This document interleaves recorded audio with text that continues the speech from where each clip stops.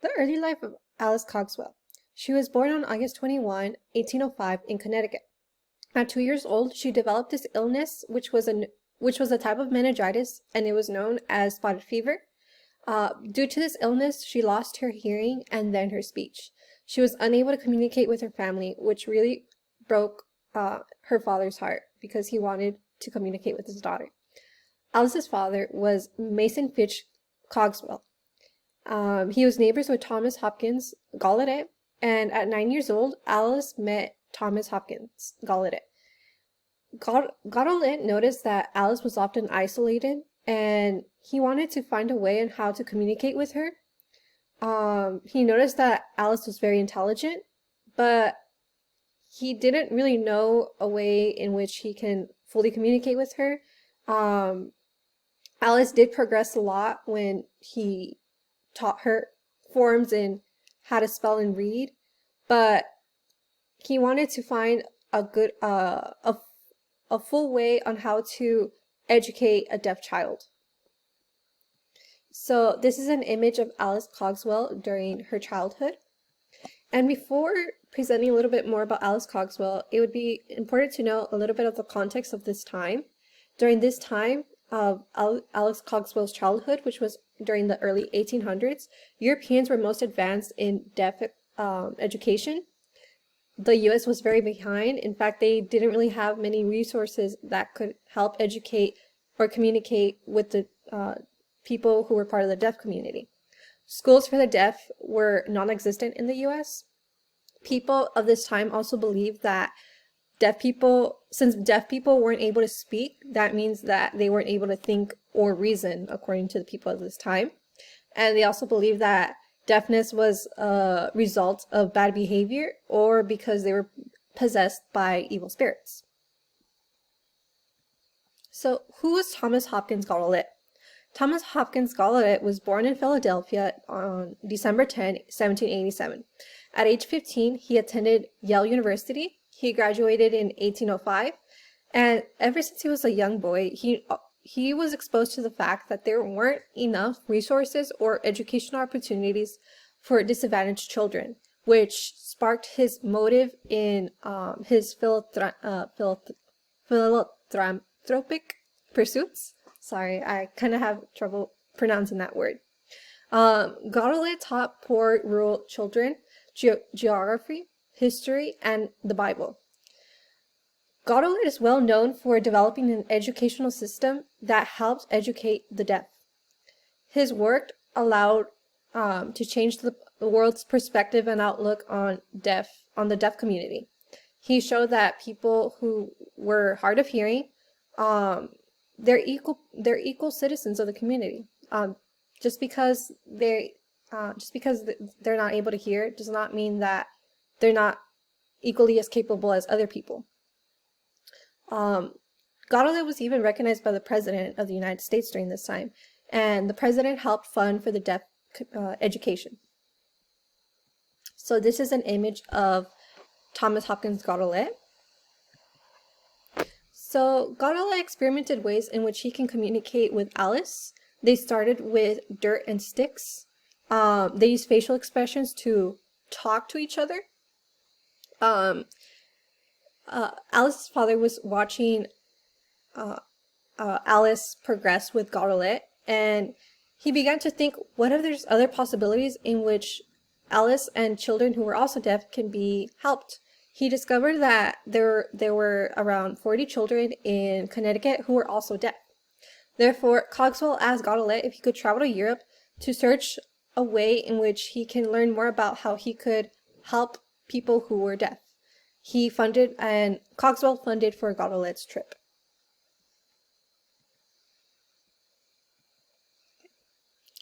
As Gallaudet arrived in Europe, he first arrived at London. There he met Abbe Roch Ambrose Crocon Sicard, who was giving a lecture at that time. Sicard was in charge of a deaf school in Paris. This school started in 1760, and it was opened by Charles Michel Lippi. Lippi formed his education techniques after seeing two girls use sign language to communicate.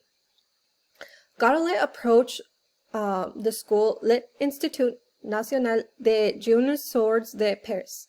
Abbe Sicard reconnected him to two former students, Laurent Clark and John Massieu. These men were also deaf and studied under Sicard.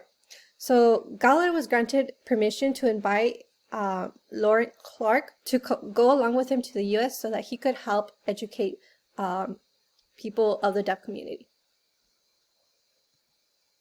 So returning back to the U.S., Galolet continued to learn under Laurent Clark, and Galolet also taught Clark some English so that they are both prepared once they arrived to the U.S.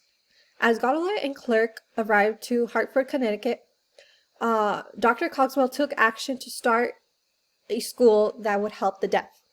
The school opened on April 1817, and at first this school was called the Connecticut Asylum for the Education and Instruction for the Deaf and Dumb Persons. And here, this is an image of Laurent Clark. So Alice's 6 students enrolled for the school's first class. The school began getting recognized by state and federal government.